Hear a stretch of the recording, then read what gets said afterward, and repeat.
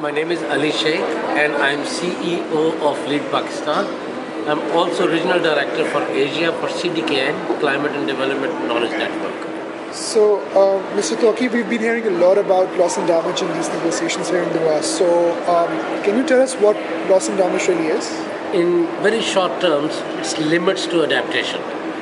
Issues that cannot be covered under adaptation can presumably be covered under loss and damage. Anything that results in permanent loss, that losing an island or a coastline or a livelihood or ancestral homes and graveyards, that would fall under loss and damage.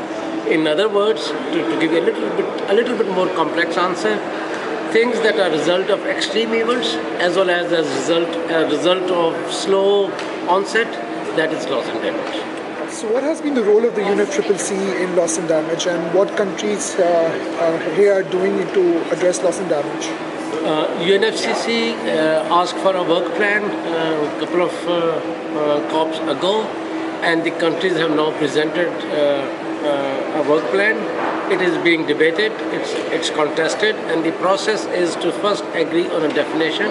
It's an early stage that what precisely the definition would be, but we assume and we expect that it will include all the damages that are permanent, which are irreversible, and all the losses that cannot be recovered. So, Mr. Toki, we've been hearing some talks of establishing a mechanism on compensation and rehabilitation when we talk about loss and damage. So, what sort of international mechanism are we looking at, and why is it so important?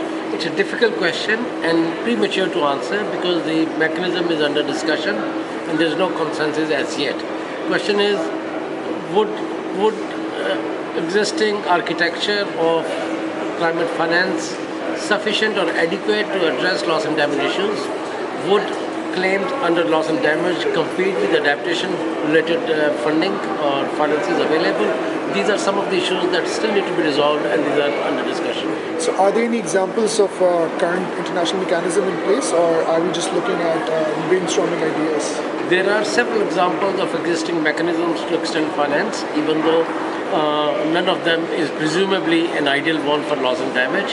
However, there is still space for mechanism to use existing mechanisms or to create new ones. Thank you, Mr. Toki, for your time.